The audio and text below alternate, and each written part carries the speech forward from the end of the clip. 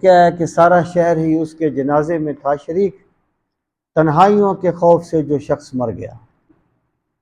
پہلی بات تو یہ ہے کہ مریض کی عیادت کرنا بذات خود عبادت ہے۔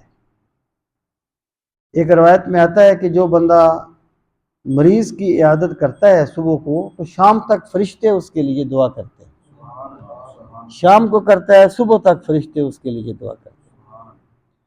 اور دوسرا یہ ہے کہ اگر کوئی بندہ مریض ہے تو ہمیں اس کے مرض کو دیکھ کر اپنی ولایت کو ثابت نہیں کرنا چاہیے کہ دیکھا اس نے مجھے یوں کہا تھا اب یوں ہو گیا ہے۔ اللہ کے معاملے ہیں، پتہ نہیں کیا خدا کا نظام ہے، خدا تندرست سے راضی ہے یا خدا مریض سے راضی ہے، یہ میرا اللہ ہی جانتا ہے۔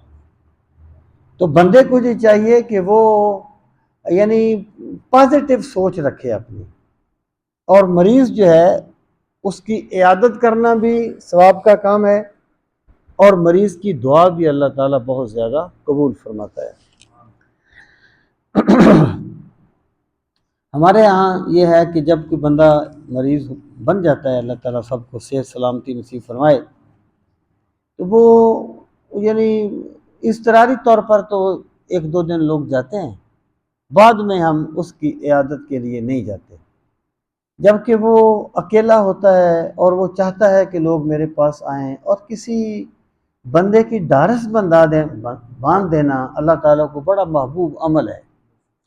وہ کیا ہے کہ سارا شہر ہی اس کے جنازے میں تھا شریک، تنہائیوں کے خوف سے جو شخص مر گیا۔